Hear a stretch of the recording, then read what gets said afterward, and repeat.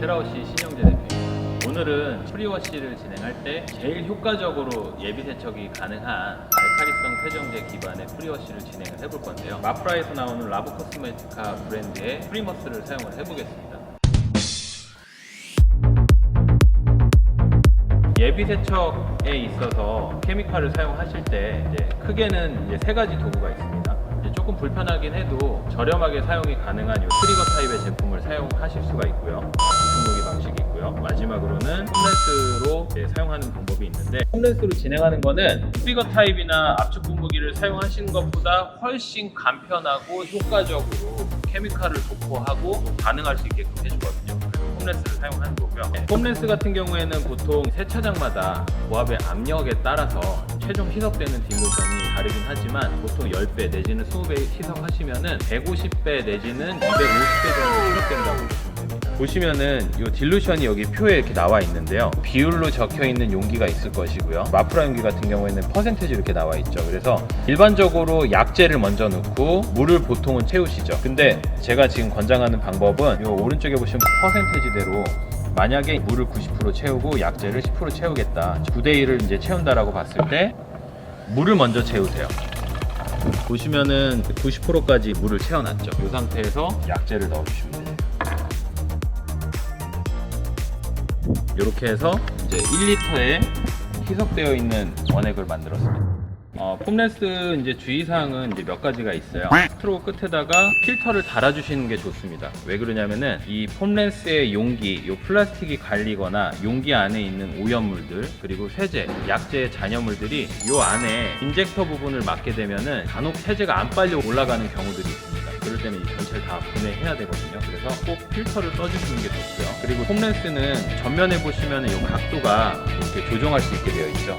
제가 원하는 각도로 분사하시면서 조절하시면 되세요. 각도를 조이면 조일수록 분사 각도가 넓어지고요. 각도를 벌리면 벌릴수록 분사 각도가 좁아져서 지금 같은 경우에는 일자로 약재가 나가게 되어 있습니다.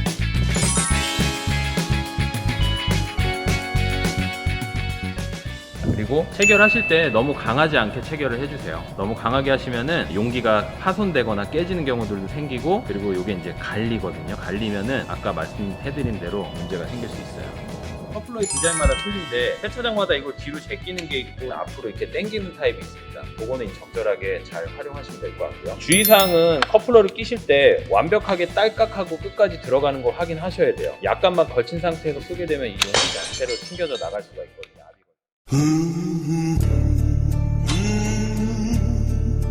그 다음에는 요 위에 거는 뭐냐면요, 이 에어가 들어가는 양을 조절을 해줘요. 시계 방향으로 해서 마이너스 방향으로 줄이면 줄일수록 세제가 더 많이 올라갑니다. 왜냐면 빨려 들어가는 에어 양이 적어지기 때문에. 반대로 이거를 반시계 방향으로 푸시면은 세제가 안 나가겠죠. 거의 세제가 나가긴 나가지만 거의 안 나가요.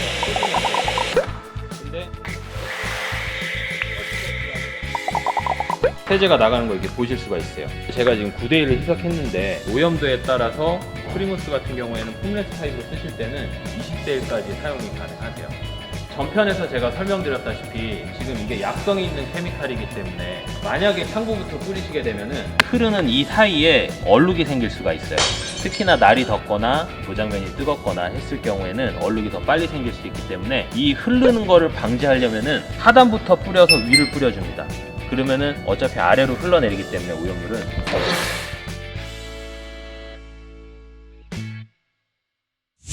뿌려보시면 아시겠지만 한 대분을 뿌리는데 대략 1분 동안 이 약재가 반 정도가 소진이 됩니다. 그래서 그 약재를 아끼고 싶거나 시간을 좀 아끼고 싶거나 하실 때는 500ml 정도만 희석을 하셔도 한 번 정도는 전체적으로 뿌리실 수가 있으세요. 근데 제가 지금 요 휠하우스 안쪽이라든가 모든 면을 꼼꼼하게 지금 도포를 안 했거든요. 그렇기 때문에 약재는 한 통을 다 써주시는 거를 권장합니다. 프리머스 같은 경우에는 알칼리성 기반의 세정제인데 이렇게 타이어의 갈변이 아직 브러쉬를 안 했는데도 어느 정도 제거가 되고 있는 게 아마 보이실 거예요. 지금처럼 약재가 마르지 않고 너무 뜨겁지 않은 상태라면은 바로 브러싱을 진행해 주시면은 훨씬 더 간편하게 세차를 진행하실 수가 있으세요.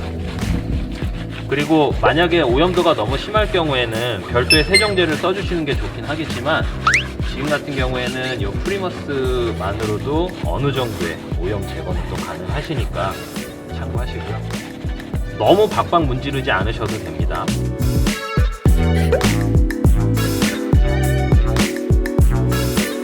보시면은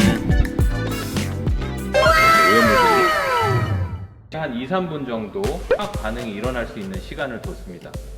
미트 세차, 이제 물리적인 세차가 진행되기 이전에 오염물들을 최대한 빠르고 간편하게 제거하는 방법이 이 케미칼을 활용한 프리워시라고 보시면 됩니다. 만약에 프리워시가 충분하게 진행되지 않은 상태에서 미트 세차 내지는 스펀지로 샴푸 세차를 진행하시게 되면은 도장면이라든가 다른 표면에 큰 흠집들을 많이 발생시킵니다. 그래서 좀 더 효과적인 세차를 위해서 프리워시를 진행하는 것입니다. 네. 약재를 헹구실 때는 꼭 2번 이상을 헹궈 주시는 게 좋으세요.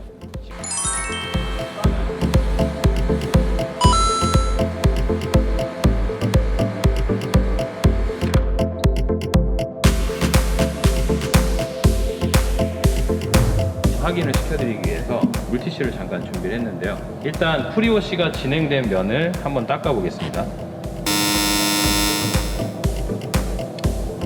이제 프리워시가 진행된 면이고요. 약간의 오염물들이 보이기는 해요. 카메라에는 잘 안 잡히는데, 그리고 프리워시가 진행되지 않은 면 한번 닦아볼게요. 약재를 사용하지 않고 그냥 고압수로 프리워시만 진행을 한 면인데, 이쪽 면 같은 경우에는 지금처럼 이제 오염물이 상당수 많이 나오는 부분이 확인이 가능하시죠. 이게 그냥 봤을 때는 까만색 오염물로 보이지만은 자세하게 보시면 이게 흙먼지입니다.